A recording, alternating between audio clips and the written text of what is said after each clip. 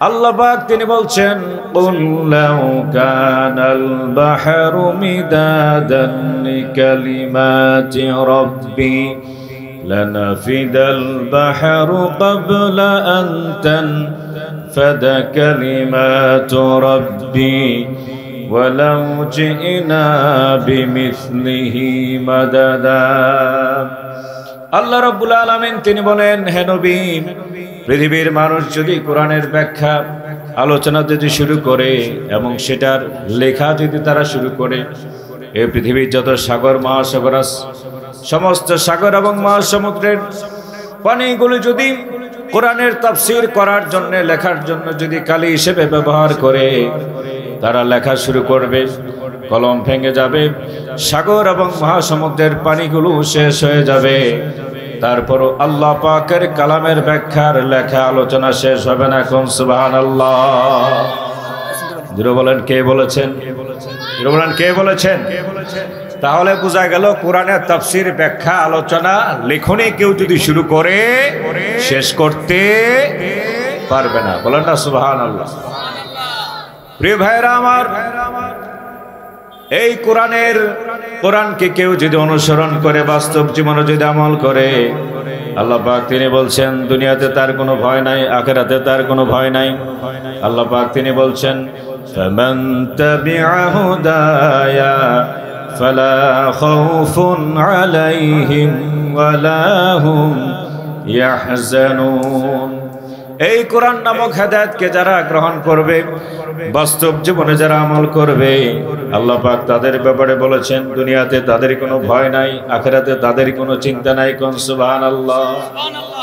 প্রিয় ভাইরা আমার, এই কোরআনের সাথে সম্পর্ক থাকলে পরে জান্নাতে যাওয়া যাবে, আর কোরআনের সাথে যারা দুশমনি করবে জাহান্নামে যাওয়া লাগবে। ঠিক কিনা বলেন? প্রিয় ভাইরা আমার, নবী করিম সাল্লাল্লাহু আলাইহি সাল্লাম তিনি বলেছেন কোরআনের সাথে যাদের সম্পর্ক থাকবে, কোরআনকে যারা মনে প্রাণে গ্রহণ করবে, বাস্তব জীবনে আমল করবে, সে ব্যক্তি যদি জিরো হয় আল্লাহ পাক তার হিরো বানিয়ে দিবেন। আর কোরআনের সাথে যারা বেয়াদবি করবে, সেই ব্যক্তি যদি হিরো হয় আল্লাহ পাক তারে জিরো বানিয়ে দিবে। ঠিক কিনা বলেন? এই ভাইরা আমার, আমরা দেখতে পাচ্ছি কিছুদিন আগে নোয়াখালীতে মসজিদের মধ্যে কোরআনের তালিম হচ্ছিল। কিছু লোক সেখানে বাধা দিয়েছে, মসজিদকে ভাঙচুর করে। বলেন নাউযুবিল্লাহ। হয়েছে কিনা বলেন? আজরে বলেন হয়েছে কিনা? প্রিয় ভাইরা আমার, পৃথিবীর ইতিহাস থেকে যদি আমরা শিক্ষা না নিতে পারি, সাদ্দাত নমরুদ ফেরাউনের ধ্বংস থেকে যদি আমরা শিক্ষা নিতে না পারি, এবং আমাদের এই বাংলাদেশ থেকে যদি পূর্বের 15 বছরের ইতিহাস থেকে যদি আমরা শিক্ষা না নিতে পারি, তাহলে আমাদের কপালে আরো দুঃখ দুর্দশা আছে কিনা বলেন? আজরে বলেন আছে কিনা?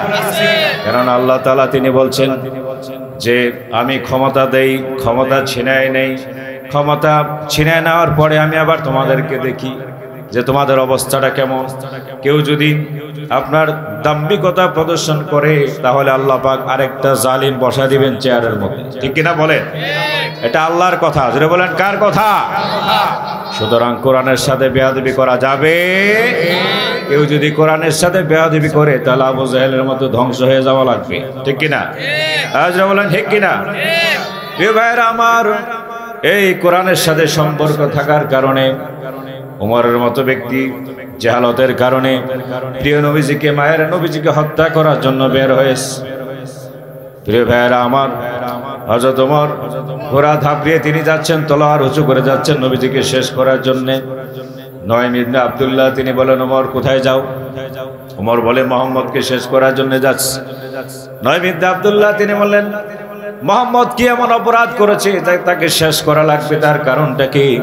ওমর বলতেছে ওই তো আমাদের পথের কাঁটা, কি এমন কলেমা নিয়ে আসছে, কি এমন একটা ধর্ম নিয়ে আসছে যে ধর্মের কথা বলার কারণে আমাদের সম্পর্কের মধ্যে ফাটল তৈরি হয়ে গেছে, সামাজিক বন্ধন নষ্ট হয়ে যাচ্ছে। সুতরাং আমার কাছে মনে হচ্ছে মুহাম্মদকে যদি শেষ করতে পারি তাহলে ঝামেলা সব শেষ। নঈম ইবনে আব্দুল্লাহ তিনি বলেন ভাই ওমর, মুহাম্মদকে শেষ করার আগে তোমার বোন এবং ভগ্নিপতি তারাও তো মুহাম্মদের দরবারে যায় কলেমা পড়ে মুসলমান হয়ে গেছে।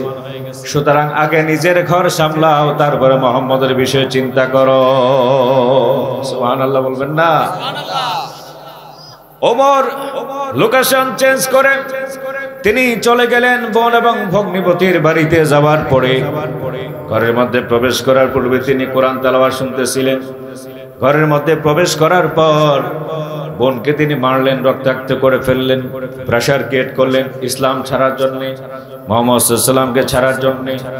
বোন এবং ভগ্নিপতি বলেছে অত্যাচার করতে পারো, নির্যাতন করতে পারো, দুনিয়া থেকে বিদায় করতে পারো, সেই কালেমা মুখ থেকে একবার উচ্চারণ করছি সেই কালেমা আর সেই কালেমার বিরুদ্ধে আর যাওয়া যাবে না। আবার তিনি মারা শুরু করলেন, মারতে মারতে মারতে মারতে রক্তাক্ত করে ফেললেন। শরীর থেকে টপ টপ করে রক্ত ঝরতেছে। রক্ত দেখে উমরের মনটা নরম হয়ে গেছে, মায়া লেগে গেছে, কারণ নিজের তো বোন। রে ভাইরা আমার, ওমর তখন তিনি বলেন, বোন রে, এত মারলাম, অত্যাচার করলাম, নির্যাতন করলাম, তারপরে ধর্ম ছাড়তে রাজি না, ইসলাম ছাড়তে রাজি না, মুহাম্মদ ইসলামকে ছাড়তে রাজি না। সুতরাং কি নুসখা তোমরা তেলাওয়াত করতেছিলে, সেই নুসখাটা আমার হাতে দাও, আমি সেটা একটু তেলাওয়াত করে দেখি সেই নুসখার মধ্যে কি আছে। বোন তখন বললেন, ভাই সেই নুসখা তোমারে দেওয়া যাবে না, কারণ তুমি তো নাপাক, তুমি তো অপবিত্র, তোমাকে পবিত্র হওয়া লাগবে। ওমর গোসল টোসল করে পবিত্রতা অর্জন করে আসলেন। আসার পরে কোরআন তেলাওয়াত শুরু করলেন। শরীর তার থরথর করে কাঁপতেছে আর চিৎকার করে বলতেছে, আমাকে তাড়াতাড়ি মুহাম্মদের দরবারে নিয়ে যাও, আমি কালেমা পড়ে মুসলমান হয়ে যাব। নবীজি দরবারে চলে গেলেন। নবীজির সামনে যাওয়ার পরে ব্যাখ্যার মধ্যে আসছে, তাফসীরের মধ্যে আসছে, ইতিহাসের মধ্যে আসছে, ওমর তখন ইসলাম কবুল করে নাই। উমরের গলার মধ্যে একটা কাপড় ঝুলানো ছিল, সেই কাপড়টার মধ্যে ধরে টান দিয়ে সামনে আনলেন। নবীজি তিনি বললেন, ওমর, আমার কাছে মনে হচ্ছে আল্লাহ যতক্ষণ না তোমারে ধ্বংস না করবেন ততক্ষণ পর্যন্ত তুমি আমাদের বিরোধিতা বন্ধ করবে না, তুমি হেদায়েত হবে না। উমর বললেন, ইয়া রাসূলুল্লাহ, নবী গো, আমি তো আসছি হেদায়েত হওয়ার জন্য, ইসলাম কবুল করার জন্য। রাসূলুল্লাহ তখন নারে তাকবীর আল্লাহু আকবার স্লোগান দিয়ে উমরকে তিনি অভিবাদন জানিয়েছিলেন। কোন সুবহানাল্লাহ। ওমর ইসলাম কবুল করলেন। প্রিয় ভাইরা আমার, জান্নাতি মানুষ হয়ে গেলেন। সুবহানাল্লাহ বলেন। তাহলে বোঝা গেল ইসলাম কবুল করার কারণে, কোরআনের সাথে সম্পর্ক থাকার কারণে ওমরের মতো ব্যক্তিরাও তারা জান্নাতের সার্টিফিকেট পেয়েছিলেন। ঠিক কিনা বলেন? প্রিয় ভাইরা আমার, মুহাম্মদ সাল্লাল্লাহু আলাইহি সাল্লাম এমন একটা সময় পৃথিবীর মধ্যে তিনি আসলেন যখন পৃথিবীর সভ্যতা প্রায় ধ্বংস হয়ে যাওয়ার উপক্রম হয়েছিল। আল্লাহ তাআলা ঠিক সেই মুহূর্তে আপনার আমার নবী, কুল কায়নাতের নবী জনাবে মুহাম্মদুর রাসূলুল্লাহ সাল্লাল্লাহু আলাইহি সাল্লামকে আল্লাহ পাক রহমত হিসেবে তিনি আমাদেরকে দান করলেন। কোন সুবহানাল্লাহ। সেই নবীর উম্মত হয়ে আমরা খুশি না বেজার, কম না বেশি? এই জন্য আল্লাহ তাআলা তিনি বলছেন, ক্বাদ জাআকুম মিনাল্লাহি নূরু ওয়া কিতাবুম মুবিন। হে পৃথিবীর মানুষেরা, আমি আল্লাহর পক্ষ থেকে তোমাদের কাছে একটা নূর পাঠিয়ে দিলাম আর একটা সুস্পষ্ট কিতাব দিলাম। সেই কিতাবের নাম কি? কোরআন মাজিদ। যেটা বলেন, সেই কিতাবের নাম কি? এই ভাইরা আমার, প্রিয় নবীজি যখন মায়ের গর্ভে ছিলেন, 6 মাস বয়সের সময় নবীজির বাবা ইন্তেকাল করলেন। 6 বছর বয়সের সময় মা ইন্তেকাল করলেন। প্রিয় ভাইরা আমার, 8 বছর বয়সের সময় প্রাণের দাদা ইন্তেকাল করলেন। সে দাদার নাম কি? Abdul Muttalib. এই জন্য আল্লাহ পাক নবীকে সান্ত্বনা দিচ্ছেন, আলাম ইয়াজিদকা ইয়াতীমান ফাআওয়া। ও নবী, আমি কি আপনাকে এতিম অবস্থায় পাই নাই? পাওয়ার পরে আমি কি আল্লাহ আপনার আশ্রয় দেই নাই? সুবহানাল্লাহ বলবেন না? ওয়া ওয়াজাদাকা দাল্লান ফাহাদা। ও নবী, আমি আপনাকে পথহারা পেয়েছিলাম, আমি আপনাকে পথের দিশা দিয়ে দিলাম। ووجدك عائلا فأغنى। ও আমার প্রাণের নবী, ও আমার হাবিব, ও আমার দোস্ত, আমি আপনাকে নিঃস্ব অবস্থায় পেয়েছিলাম, আমি আল্লাহ আপনারে ধনী বানাই দিলাম। ফাআম্মাল ইয়াতীমা ফালা তাকহার, সুতরাং এতিম হিসেবে এতিমের দরদ আপনাকে ছাড়া কেউ বেশি বুঝবে না, সুতরাং এতিমকে আপনি ধমক দিয়ে কথা বলবেন না। সুবহানাল্লাহ বলেন। وَأَمَّا السَّائِلَ فَلَا تَنْهَرْ, ভিক্ষুক যে আপনার কাছে আসবে কিছু চাওয়ার জন্য, তাকে আপনি থ্রেট করবেন না, ধমক দিবেন না, বরং ভিক্ষুক যখন আপনার কাছে আসবে কোনো কিছু চাওয়ার জন্য, টাকা পয়সা থাকলে দিয়ে দিবেন, আর না যদি থাকে তাহলে সুন্দর করে বুঝাই দিবেন। وَأَمَّا بِنِعْمَةِ رَبِّكَ فَحَدِّثْ, ও নবী আমি আপনাকে আল্লাহ পাক যে নিয়ামত দিয়েছি সেই নিয়ামতের শুকরিয়া আপনি আদায় করে। প্রিয় ভাইরা আমার, প্রিয় নবীজি তিনি বড় হতে লাগলেন।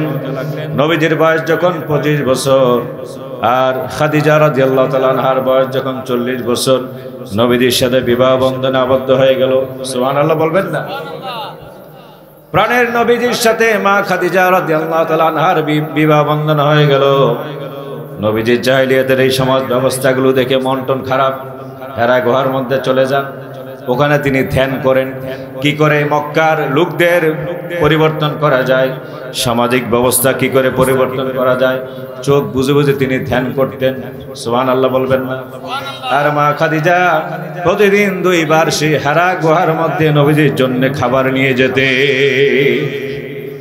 প্রিয় ভাইরা আমার, খাদিজা রাদিয়াল্লাহু তাআলা আনহার এই ত্যাগ তিতিক্ষার কারণে জিবরাইল আমিন নবুয়তের পরে তিনি চলে আসলেন, এসে বলতেছে ইয়া রাসূলুল্লাহ, প্রাণের নবী আল্লাহ তাআলা আমাকে পাঠিয়েছেন, খাদিজা আপনার জন্য যে কষ্ট করতেছে আল্লাহ খুশি হয়ে গেছে, সুতরাং আমার আল্লাহ আমাকে পাঠিয়েছেন আপনাকে এই খবর দেওয়ার জন্য যে আল্লাহ তাআলা আপনার স্ত্রী খাদিজাকে সালাম দিয়েছেন, আর আমি জিবরাইলের পক্ষ থেকে আপনার স্ত্রীকে সালাম দিয়ে দিবেন। কোন সুবহানাল্লাহ। খাদিজা নবীজির কাছে গেছে, যাওয়ার পর রাসূলুল্লাহ সাল্লাল্লাহু আলাইহি ওয়াসাল্লাম তিনি মুচকি হাসতেছেন আর বলতেছেন, খাদিজা রে তোমার জন্য সুসংবাদ আছে। জিবরাইল আমিন তিনি আসছিলেন, আসার পরে সুসংবাদ দিয়ে গেছে যে আল্লাহ তোমারে সালাম দিয়েছে, জিবরাইল তোমাকে সালাম দিয়েছে। খাদিজা রাদিয়াল্লাহু তাআলা আনহা এই কথা শোনার পরে চোখ থেকে ঝরঝর করে পানি পড়তেছে আর বলতেছে, নবী গো আল্লাহ আমারে সালাম দিয়েছে, জিবরাইল আমারে সালাম দিয়েছে, এই সালামের জবাব কেমনে দিতে হয় আমি তো জানি না, সুতরাং আপনি আমার পক্ষ থেকে আপনি আমার সালামের জবাব দিয়ে দেন। কোন সুবহানাল্লাহ। এই খাদিজার ব্যাপারে বাংলাদেশের একজন নামকরা বক্তা সে বলছে যে খাদিজা 1 ওয়াক্ত নামাজও পড়ে নাই, পর্দাও করে নাই, জান্নাতের সুসংবাদ পেয়ে গেছে। বলেন নাউযুবিল্লাহ। কমন সেন্সের একটা তো সেন্স মানুষের থাকে, common sense is a sense which not common to all, যে এই কথা শয়তানকে বিশ্বাস করবে যে খাদিজার মধ্যে একজন মহিলা যাকে আল্লাহ তাআলা তিনি তাহেরা বলেছেন, পবিত্রতা বলেছেন, এবং যে খাদিজার ব্যাপারে আল্লাহ তাআলা তিনি জান্নাতের সুসংবাদ দিয়েছেন, খাদিজাকে আল্লাহ সালাম দিয়েছেন, সেই খাদিজা কেউ যদি বলে যে জীবনে একবারও পর্দা করে নাই, নামাজ পড়ে নাই, এই করেছে সেই করেছে, তারপরে জান্নাতের সুসংবাদ প্রাপ্ত হয়েছিলেন, এই কথাকে বিশ্বাস করা যায়? বিশ্বাস করা যায় নাকি? ভাইরা আমার পাশে একজন এই যে মাওলানা সাহেব আছেন, মা বাবার হকের ব্যাপারে খুব সুন্দর কথা বলেছেন, যেটা বর্তমানে সব থেকে বড় অভাব, ঠিক কিনা বলেন? সেই মা বাবার হক আদায় করার দরকার আছে কিনা বলেন? রাসূলুল্লাহ সাল্লাল্লাহু তিনি বলেছেন, হুমা জান্নাতুকা ওয়া নারুকা, এই সন্তান মা বাবাকে খেদমত করবে আল্লাহ পাকের জান্নাতে চলে যাবে, আর এই সন্তান মা বাবাকে খেদমত করবে না, বেয়াদবি করবে, সেই সন্তান যাবে কোথায়? জাহান্নামে। জোরে বলেন, কোথায় যাবে? জাহান্নামে যাবে। অনেক বড় আলেম, তিনিও এখানে বসা। আপনারা কি আজ পর্যন্ত শুনছেন যে মা খাদিজার ব্যাপারে যে তিনি আপনার নামাজ পড়েন না, রোজা রাখান নাই, পর্দা করেন নাই, বেপরদা ছিলেন, তারপরে তিনি জান্নাতে যাবেন? এই কথা আমার তো মনে হয় শয়তানও বলে না, ঠিক কিনা বলেন? বলেন ঠিক কিনা? এই জন্য বক্তাগিরি করতে গেলে একটা উসুল আছে, বক্তা যদি পাগল হয় বক্তাগিরি করা যাবে না, ঠিক কিনা? বক্তার যদি মাথা খারাপ হয়, বক্তা যদি অসুস্থ হয়, তাহলে তার কাছ থেকে সেই শিক্ষক যদি অসুস্থ হয়, কোনো বক্তার যদি অসুস্থ হয়, তার কাছ থেকে আলোচনা শোনা যাবে না। কোনো শিক্ষক যদি অসুস্থ হয়, পাগল হয়, তার কাছ থেকে কোনো ছাত্র সনদ নিতে পারবে না। ঠিক কিনা? ইমাম বুখারী রহমতুল্লাহ আলাইহি উনি হাজার মাইল পাড়ি দিয়ে হাদিসের সনদ নেওয়ার জন্য গেছেন। যখন দেখছে যার কাছ থেকে হাদিস নেবেন উনি আরেকজনের জমিনের মধ্যে বসে নিজের ছাগলকে ঘাস খাওয়াচ্ছে, ইমাম বুখারী ওই ব্যক্তির কাছ থেকে হাদিসের সনদ নেন নাই। বলেন না সুবহানাল্লাহ। তাহলে মস্তিষ্ক বিকৃত হইলে, পাগল ছাগল হইলে বক্তাগিরি করা যায় না। মাথা সমস্যা হলে ডাক্তার দেখান, রেস্ট নেন, শরীর যখন সুস্থতা ফিরে আসবে তারপরে আলোচনা করেন, যাতে উপকৃত হবে। ঠিক কিনা? আবার আমাদের সব থেকে বড় সমস্যা হচ্ছে যে একটা পাগলামি করতেছে, আপনি দেখতেছেন এটা ইলিগ্যাল, লিগ্যাল নয়। এই ইলিগ্যাল জিনিসটাকে আবার লিগ্যালিটিতে নেওয়ার জন্য আবার কিছু দালালও আছে কিনা বলে, এটা তো সমস্যা। আরে ভাই, লিগ্যালটাকে লিগ্যাল বলেন, ইলিগ্যালটাকে ইলিগ্যাল বলেন। ঠিক কিনা? এই জন্য ওয়াজের ময়দানে যারা কথা বলে তাদেরকে অনেক সতর্ক হওয়া লাগবে, ধৈর্যশীল হওয়া লাগবে। শ্লেষাত্মক কথাবার্তা বলা যাবে না, গীবত করা যাবে না, পরনিন্দা করা যাবে না। কোরআন হাদিসের সহিহ মেসেজগুলোকে জাতির সামনে পেশ করলে, দেলোয়ার হোসেন সাইদি সাহেব 50টা বছর কোরআনের তাফসীর করেছেন, হাজার হাজার অমুসলিম ইসলাম কবুল করেছেন। ওনার মতো ব্যক্তি তো আজ পর্যন্ত বলে নাই যে মা খাদিজা অপবিত্র ছিলেন, তাহেরা ছিলেন না, তিনি পর্দা করেন নাই, নামাজ পড়েন নাই। বাংলাদেশে পীর বুজুর্গের দেশে এমন কোন পীর সাহেব তো আজ পর্যন্ত বলে নাই মা খাদিজার ব্যাপারে, যেগুলো এখন আমাদের এই বর্তমানে কিছু বক্তারা বলে কিনা বলেন। এই জন্য আমাদেরকে কথা বলার ক্ষেত্রে আমাদেরকে কনসার্ন হওয়া লাগবে, সতর্ক হওয়া লাগবে। আল্লাহ তাআলা তৌফিক দান করুক, বলি আমিন। প্রিয় ভাইরা আমার, প্রিয় নবীজির যখন বয়স 40 হয়ে গেল, হেরা গুহার মধ্যে তিনি ছিলেন। হঠাৎ করে জিবরাইল আমিন তিনি চলে আসলেন। আসার পরে বলতেছেন, ইকরা বিসমি রাব্বিকাল্লাযী খালাক, খালাকাল ইনসানা মিন আলাক, ইকরা ওয়া রাব্বুকাল আকরাম আল্লাযী আল্লামা বিল কলম আল্লামাল ইনসানা মা লাম ইয়ালাম। জিবরাইল আমিন তিনি নাজিল হয়ে গেলেন, এই প্রথম নবীদের সামনে চলে আসছে। জিবরাইল আলাইহিস সালামকে দেখার পরে নবীজি ভয় পেয়ে গেলেন। সূরা আলাকের 5টা আয়াত তিনি তেলাওয়াত করলেন। প্রিয় নবীজি তিনি বলেন, আমি তো তেলাওয়াত করতে জানি না। জিবরাইল আমিন তিনি নবীজিকে বুকের সাথে নিয়ে চাপ দিলেন। চাপ দেওয়ার পরে তিনি 1 থেকে 5 আয়াত তেলাওয়াত করলেন। করার পরে বাসায় চলে গেলেন। যাওয়ার পরে স্ত্রীর কাছে তিনি সব কিছু খুলে বললেন। মা খাদিজা রাদিয়াল্লাহু তাআলা আনহা তিনি বললেন, প্রাণের নবী, ও আল্লাহর নবী। কখনো প্রাণের স্বামী বলে নাই, আল্লাহর নবী বলেছেন। সুবহানাল্লাহ বলবেন না? প্রিয় ভাইরা আমার, স্ত্রী তার স্বামীর নাম ধরে ডাকা এটা নিষেধ কিছু নয়, কিন্তু আল্লাহর নবীর ব্যাপারে সাহাবায়ে কেরাম প্রত্যেকেই সর্বোচ্চ সম্মান দিয়েছেন, আল্লাহ দিয়েছেন। ওয়ারাফা'না লাকা যিকরাক, সুবহানাল্লাহ বলবেন না? সুবহানাল্লাহ। আল্লাহ তাআলা নবীর মান সম্মান মর্যাদা আকাশ চুম্বি বাড়ি দিয়েছেন। সাহাবায়ে কেরাম নবীজিকে সেই সর্বোচ্চ সম্মান দিয়েছেন। উম্মাহাতুল মুমিনিন যারা ছিলেন তারাও প্রিয় নবীজির সম্মান মর্যাদা সেইভাবে দিয়েছেন। মা খাদিজা রাদিয়াল্লাহু তাআলা আনহা তিনি বললেন, ও আল্লাহর নবী, প্রাণের নবী, আপনি শুয়ে থাকেন, ভয় পাওয়ার কোনো টেনশন নাই। যে বিষয়টা আপনি আমার কাছে শেয়ার করেছেন, আমার তো মনে হচ্ছে আপনার জন্য ভালো কিছু অপেক্ষা করতেছে। সুবহানাল্লাহ বলবেন না? খাদিজা রাদিয়াল্লাহু তাআলা আনহা তিনি নবীজিকে সান্ত্বনা দিলেন, শুয়ে দিলেন। রাসূল সাল্লাল্লাহু আলাইহি ওয়াসাল্লাম তিনি রেস্ট নিচ্ছেন। সংসার শুরু হয়ে গেল।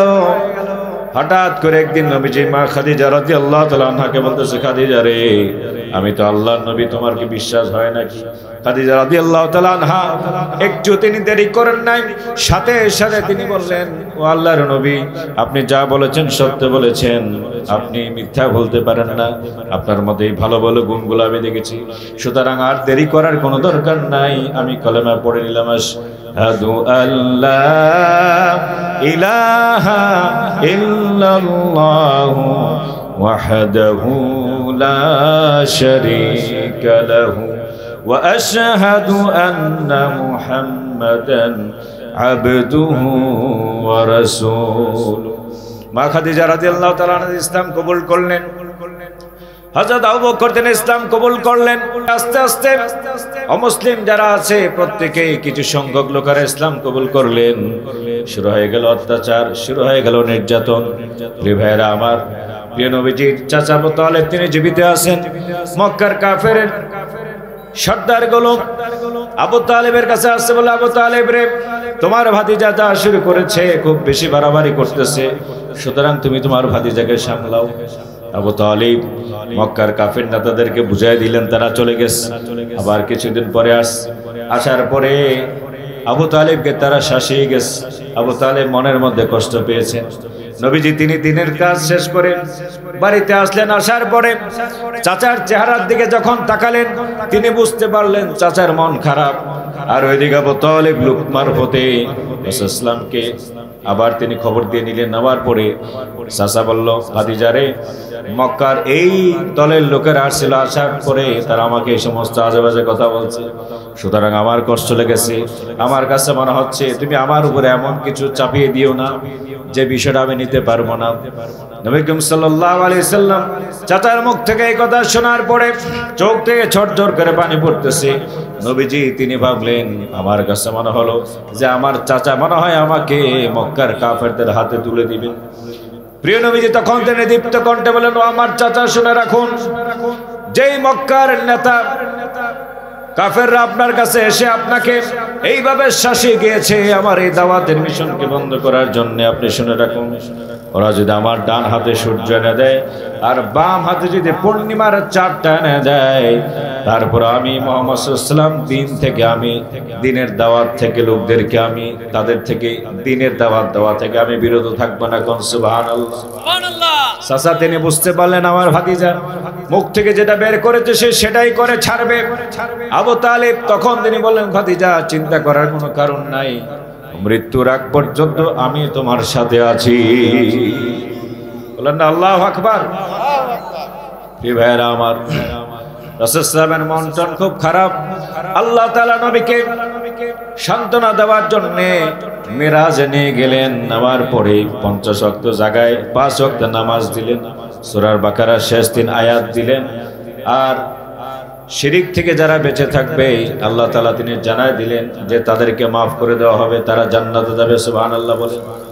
মেরাজ থেকে রাসূল সাল্লাল্লাহু তিনি আসলেন। আসার পরে ওই বছর মা খাদিজা মারা গেছে, আপন চাচা মারা গেছে, এবং ওই বছরটাকে রাসূল সাল্লামের সব থেকে দুঃখের বছর বলা হয়। বলেন না আল্লাহু আকবার। নবীজি তায়েফে চলে গেলেন দিনের দাওয়াত দেওয়ার জন্য, এই আশায় যে তায়েফবাসী নবীজিকে সাহায্য সহযোগিতা করবে। তায়েফবাসী নবীজির কথাকে রিসিভ করে নাই, নবীজির সাথে রূঢ়তা প্রদর্শন করছে, এমনকি সমাজের সব থেকে খারাপ লোকদেরকে নবীজির পেছনে লেলিয়ে দিয়েছে। তারা নবীজিকে মারতে মারতে রক্তাক্ত করে ফেলছে। নবীজি তাদের অত্যাচার থেকে বাঁচার জন্য তায়েফের পাশে আঙ্গুরের একটা বাগান ছিল, সেই বাগানের মধ্যে নবীজি তিনি আশ্রয় নিলেন। বাগানের মালিক তিনি দেখতে পেলেন, সবকিছু তিনি দেখছে। দেখার পরে বাগানের রাখাল যে ছিল তারে বলল, ওই লোকটার কাছে কিছু আঙ্গুর নিয়ে যাও, কারণ তার শরীর থেকে রক্ত পড়তেছে এবং সে আঙ্গুরগুলো খেলে পরে তার শারীরিক এনার্জি আসবে, সে একটু ভালো থাকবে। সেই বাগানের রাখাল আদ্দাস হাতের মধ্যে কিছু আঙ্গুর নিয়ে প্রিয় নবীজির কাছে চলে আসছে আর বলতেছে, আপনি আঙ্গুরগুলো খেয়ে নেন, শরীর তো আপনার রক্তাক্ত হয়ে গেছে। রাসূল সাল্লাল্লাহু আলাইহি ওয়াসাল্লাম বিসমিল্লাহির রহমানির রহিম বলে তিনি আঙ্গুরগুলো খেলেন। যে রাখাল আঙ্গুরগুলো নিয়ে আসছে সে যখন বিসমিল্লাহির রহমানির রহিম নবীজির মুখে শোনার পরে আশ্চর্য হয়ে গেছে, তাকায় আছে নবীজির দিকে আর বলছে, এরকম কথা তো আর কখনো শুনি নাই। রাসূল সাল্লাল্লাহু আলাইহি ওয়াসাল্লাম তিনি বলেন, আমাদের ধর্মে আছে কোনো কিছু খেতে হলে বিসমিল্লাহির রহমানির রহিম বলে খেতে হয়। সুবহানাল্লাহ বলবেন না? প্রিয় ভাইরা আমার, রাসূল সাল্লাল্লাহু আলাইহি ওয়াসাল্লাম তিনি বললেন, তোমার নাম কি? সে বলে, আমার নাম আদ্দাস। তোমার বাড়ি কোথায়? আমার বাড়ি নিনু এলাকার। রাসূল সাল্লাল্লাহু আলাইহি ওয়াসাল্লাম তখন তিনি বললেন, তুমি কি ইউনূস আলাইহিস সালামের এলাকার লোক নাকি? সে বলে, হ্যাঁ আমি ইউনূস আলাইহিস সালাম এলাকার লোক। আপনি কেমনে বুঝলেন? রাসূল সাল্লাল্লাহু আলাইহি ওয়াসাল্লাম তখন তিনি বললেন, এক নবীর খবর তো আরেক নবীর কাছে থাকে। বলেন আল্লাহু আকবার। এক নবীর খবর আরেক নবীর কাছে থাকে। প্রিয় ভাইরা আমার, এই কথা শোনার পরে ওই রাখাল নবীজির হাত এবং পা মুবারকের মধ্যে চুমু খেয়ে চলে গেছে।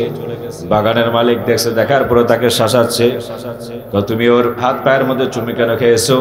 সে বলল, এই ব্যক্তি আমাকে এমন একটা মেসেজ দিয়েছে যে মেসেজগুলো নবী ছাড়া কেউ বলতে পারে না। প্রিয় ভাইরা আমার, মক্কার লোকদের অত্যাচার বেড়ে গেল, নির্যাতন বেড়ে গেল। রাসূল সাল্লাল্লাহু আলাইহি ওয়াসাল্লাম তিনি মক্কা থেকে মদিনায় হিজরত করলেন। প্রিয় ভাইরা আমার, হিজরত করার পরে আবু আইয়ুব আনসারী রাদিয়াল্লাহু তাআলা আনহুর বাড়িতে নবীজি মেহমান হলেন।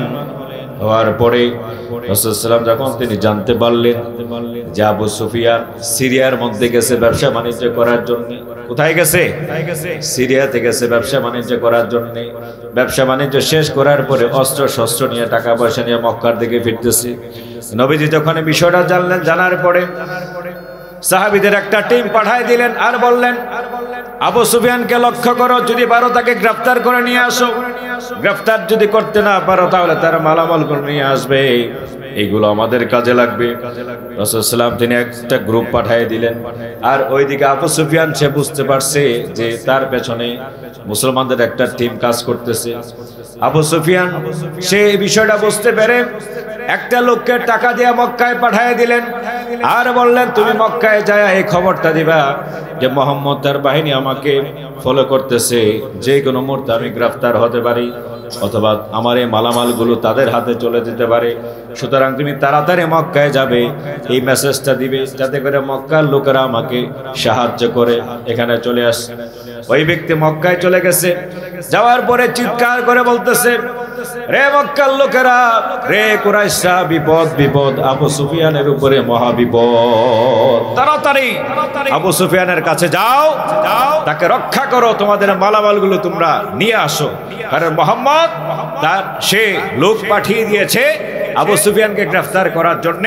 সুতরাং বিপদ বিপদ, আবু সুফিয়ানকে তোমরা সাহায্য করো। বলেন আল্লাহু আকবার। তার 3 দিন আগে আব্দুল মুত্তালিবের মেয়ে আতিকা বিনতে আব্দুল মুত্তালিব সে ভয়ঙ্কর একটি স্বপ্ন দেখছে। দেখার পরে ভয়ঙ্কর একটি স্বপ্ন দেখছে। দেখার পরে এই স্বপ্নের কথা তার ভাই আব্বাসের কাছে সে শেয়ার করেছে যে ভাই, আমি খুব খারাপ একটা স্বপ্ন দেখছি। ভাই বলতেছে, কি এমন খারাপ স্বপ্ন তুমি দেখছো? আতিকা বলতেছে, আমি স্বপ্নে দেখলাম অপরিচিত একটা লোক আসছে। মক্কা আসার পরে চিৎকার করে বলতেছে, রে মক্কার লোকেরা, মৃত্যুর জন্য তৈরি হয়ে যাও, 3 দিনের মধ্যে মৃত্যুর জন্য তৈরি হয়ে যাও। বলেন আল্লাহু আকবার। এই স্বপ্ন দেখার 3 দিন পরে ওই লোক মক্কায় এসে চিৎকার করে বলতেছে, রে মক্কার লোকেরা, বিপদ বিপদ, তোমাদের জন্য বিপদ, তোমরা তাড়াতাড়ি আবু সুফিয়ানকে সাহায্য করার জন্য চলে যাও। বলেন না সুবহানাল্লাহ। আতিকা ভয়ঙ্কর স্বপ্ন দেখার ঠিক 3 দিন পরে ওই ব্যক্তি মক্কায় এসে চিৎকার করে বলতেছে, রে মক্কার লোকেরা, বিপদ বিপদ, তোমরা তাড়াতাড়ি আবু সুফিয়ানের কাছে যাও, তার অনেক বিপদ রয়েছে। সুতরাং আবু জেহেল তার নেতৃত্বে 1000 কুরাইশরা, কাফেররা বদরের দিকে তারা রওনা হলো অস্ত্র শস্ত্র নিয়ে। আর ওইদিকে প্রিয় নবী যখন তিনি জানতে পারলেন যে মক্কা থেকে একটা গ্রুপ আসতেছে মুহাম্মদ সাল্লাল্লাহু আলাইহি ওয়াসাল্লামের সাথে লড়াই করার জন্য বদরের কাছাকাছি, রাসূল সাল্লাল্লাহু আলাইহি ওয়াসাল্লাম তখন তিনি বদরের প্রান্তরের কাছাকাছি তিনি চলে গেলেন। যাওয়ার পরে নবীজি যখন বুঝতে পারলেন যে মক্কার কাফেররা মুহাম্মদ সাল্লাল্লাহু আলাইহি ওয়াসাল্লামের সাথে লড়াই করবে, আর ওইদিকে আবু সুফিয়ান নিরাপদে মক্কায় চলে আসছে। আসার পরে সেবা লোক মারফত খবর পাঠিয়েছে, তোমরা কুরাইশদের কাছে খবর দাও যাতে করে তারা মক্কায় চলে আসে, কারণ আমি নিরাপদে চলে আসছি। এই খবর যখন আবু জেহেলের কাছে দিয়েছে, আবু জেহেল বলে, আমরা মক্কায় যাব না, আমরা এখানে থাকবো, আমোদ ফুর্তি করব, আর মুহাম্মদকে ধ্বংস না করে আমরা মক্কায় ফিরে যাব না। বলেন নাউযুবিল্লাহ। রাসূল সাল্লাল্লাহু আলাইহি ওয়াসাল্লাম যখন বুঝতে পারলেন যে মক্কার কাফেররা নবীর সাথে জিহাদ করবে, লড়াই করবে, এজন্য রাসূল সাল্লাল্লাহু আলাইহি ওয়াসাল্লাম তিনি পরামর্শ সভায় বসলেন, কি করা যায়। হযরত আবু বকর সিদ্দিক রাদিয়াল্লাহু তাআলা আনহু তিনি পরামর্শ দিলেন আর বলেন, ইয়া রাসূলুল্লাহ, চিন্তা করার কোনো কারণ নাই, তারা যদি আমাদের সাথে লড়াই করে তাহলে আমরা তাদের উপযুক্ত জবাব দিতে প্রস্তুত আছি। কোন সুবহানাল্লাহ। হযরত মিকদাদ রাদিয়াল্লাহু তাআলা আনহু তিনি বলেন, ইয়া রাসূলুল্লাহ, চিন্তা করার কোনো কারণ নাই, বনি ইসরাইল মুসা আলাইহিস সালামকে যে কথা বলেছে আমরা আপনাকে সেই কথা বলবো না, বরং আমরা আপনাকে বলছি ইয়া রাসূলুল্লাহ আপনি তাদের বিরুদ্ধে লড়াই করুন, আপনার রব তাদের বিরুদ্ধে লড়াই করবে, আমরাও আপনার সাথে আছি যতক্ষণ না তারা ধ্বংস না হবে। নবীজি মিকদাদ রাদিয়াল্লাহু তাআলা আনহুর কথা তিনি শুনে খুশি হলেন, মিকদাদের জন্য দোয়া করলেন। প্রিয় ভাইরা আমার, ওইদিকে উপস্থিত সাহাবা একরাম নবীজিকে পরামর্শ দিলেন। নবীজি মানসিকভাবে তিনি সচ্ছল হলেন।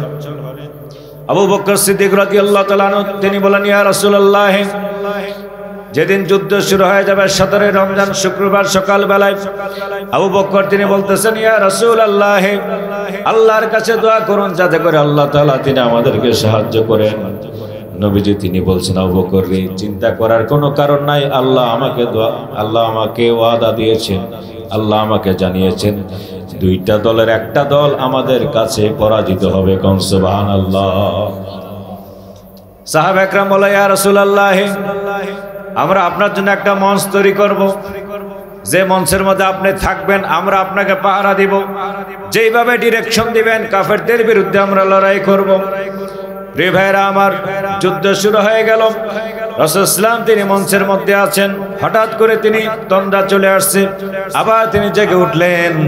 নবীজি বললেন আবু বকর এই যে দেখো আল্লাহ তাআলা ফেরেশতা নাজিল করে দিয়েছেন, বদরের প্রান্তরে ফেরেশতারা চলে আসছে, আর আমি দেখতে পাচ্ছি জিবরাইল আমিন জিহাদের পোশাক পরে ঘোড়া দাবড়িয়ে দাবড়িয়ে বদরের প্রান্তর দিকে আসতেছে, আর জিবরাইলের পোশাকের ফাঁকে ফাঁকে ধুলোবালি জমতেছে। কোন সুবহানাল্লাহ। লড়াই শুরু হয়ে গেল। প্রিয় নবীজি তখন তিনি বললেন ও আমার সাহাবীরা, এই বদরের যুদ্ধে যারা দৃঢ়তার সাথে লড়াই করবে, ঈমানের সাথে লড়াই করবে, আল্লাহ এবং তার রাসূলকে খুশি করার জন্য লড়াই করবে, পেছনে হটবে না, সামনের দিকে আগায়া যাবে, আমি নবী তার জন্য জান্নাতের সুসংবাদ দিচ্ছি। কোন সুবহানাল্লাহ। রাসূল সাল্লাল্লাহু আলাইহি ওয়াসাল্লামের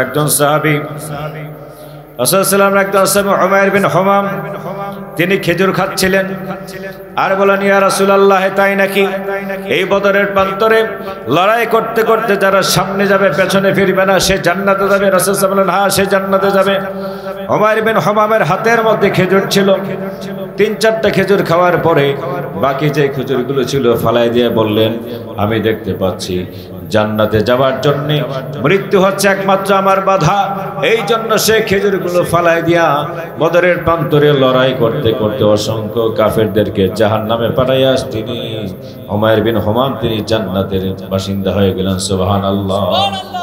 প্রিয় ভাইরা আমার, মুসলমানরা সাহাবায়ে কেরাম এমন জোরে আক্রমণ চালিয়েছে কাফেরদেরকে, কিছুক্ষণ পরে পুরা যুদ্ধের ময়দান মুসলমানদের নিয়ন্ত্রণে চলে আসে।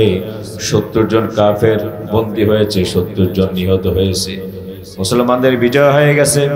এজন্য আল্লাহ তাআলা তিনি বলতেছেন ওয়ালাকাদ নাসারাকুমুল্লাহু বিবাদরিন ওয়া আনতুম আদিল্লাতুন ফাত্তাকুল্লাহা লাআল্লাকুম তাশকুরুন।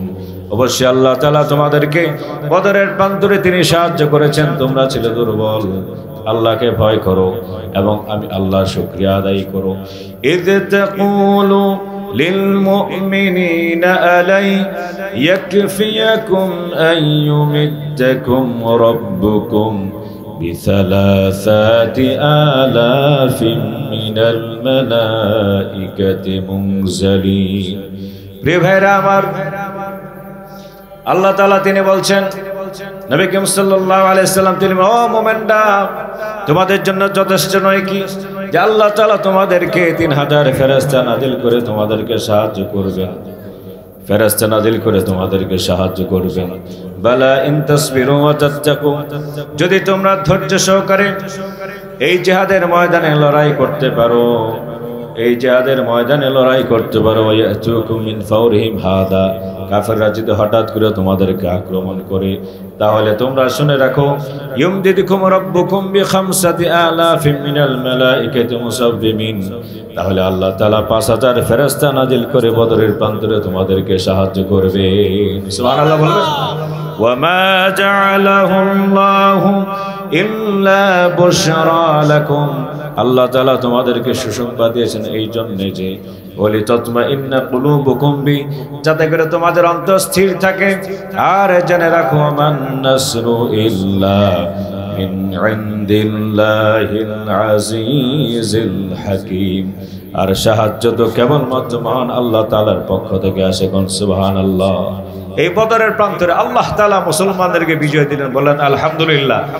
যুদ্ধ শেষ হয়ে গেছে। রাসূল সাল্লাল্লাহু আলাইহি ওয়াসাল্লাম তিনি বললেন, আবু জেহেল কোথায়, ওরে খুঁজে বের করো। হযরত আব্দুল্লাহ ইবনে মাসউদ রাদিয়াল্লাহু তাআলা আনহু তিনি আবু জেহেলকে খুঁজে পেলেন, এমন অবস্থায় শ্বাসটা আসে আর যায়, পড়ে আছে। আব্দুল্লাহ ইবনে মাসউদ রাদিয়াল্লাহু তাআলা আনহু তিনি বললেন, আমার হাতে তলোয়ার দিয়া জোরে আঘাত করলাম, ওর কল্লাটা দুই ভাগ করে নবীজির সামনে নিয়ে আসলাম। রাসূল সাল্লাল্লাহু আলাইহি ওয়াসাল্লাম আবু জেহেলের কেল্লাটা দেখে তিনি খুশি হয়ে গেলেন। প্রিয় ভাইরা আমার, যুদ্ধ শেষ হয়ে গেল, মুসলমানদেরকে আল্লাহ তাআলা বিজয় দান করলেন। রাতের বেলায় মাঝ রাতে রাসূল সাল্লাল্লাহু আলাইহি ওয়াসাল্লাম তিনি বললেন সাহাবীদেরকে, যেগুলা মরছে গর্ত করে ওখানে নিক্ষেপ করো। যারা মারা গেছে তাদেরকে গর্তে নিক্ষেপ করার পরে মাঝ রাতে রাসূল সাল্লাল্লাহু আলাইহি ওয়াসাল্লাম তিনি ডাকতেছেন, এই মক্কার এই নেতা সেই নেতা উতবা সাইবা, আল্লাহ তাআলা যে ওয়াদা করেছিলেন তোমরা কি তা পেয়েছো, যথার্থ পেয়েছো? সাহাবায়ে বললেন, ইয়া রাসূলুল্লাহ, আপনি যে কুয়ার পাশে দাঁড়ায়া তাদেরকে কথা বলতেছেন, ওরা কি আপনার কথা শুনতে পায়? রাসূল সাল্লাল্লাহু আলাইহি ওয়াসাল্লাম তখন তিনি বললেন, তোমরা যেমন আমার কথা শুনতে পাচ্ছ, এই কুয়ার মধ্যে যেগুলা পড়ে আছে ওরাও ঠিক আমার কথা তোমাদের মধ্যে শুনতে পাচ্ছে। বলেন না সুবহানাল্লাহ। প্রিয় ভাইরা আমার, 70 জন বন্দী করা হলো। রাসূল সাল্লাল্লাহু আলাইহি ওয়াসাল্লাম তিনি বললেন, তাদের সাথে ভালো আচরণ করো, উত্তম আচরণ করো। পরবর্তীতে মুক্তিপণের মাধ্যমে তাদেরকে, প্রিয় ভাইরা আমার, মুক্তি দেওয়া হলো। ইসলাম বলে যারা গ্রেফতার ছিল, বন্দী ছিল, সাহাবায়ে কেরাম নবী করিম সাল্লাল্লাহু আলাইহি ওয়াসাল্লাম তাদের সাথে মন্দ আচরণ করে নাই। বলেন আল্লাহু আকবার। এই বদরের চেতনা নিয়ে আমাদেরকে বাঁচতে হবে। আজ যদি আমাদের মাঝে আমাদেরকে কুফরি শক্তি, বাতিল শক্তি, ধর্ম নিরপেক্ষ মতবাদী শক্তি যদি ইসলামকে থ্রেট করতে চায়, বন্ধ করে দিতে চায়, কোরআনকে যদি ব্যান করে দিতে চায়, মসজিদ থেকে কোরআনকে উৎখাত করে দিতে চায়, আমাদেরকেও বদরের মুজাহিদদের মতো গর্জে উঠতে হবে। ঠিক কিনা বলেন? আল্লাহ তাআলা আমাদের সকলকে তৌফিক দান করুক। আমার জন্য দোয়া করবেন।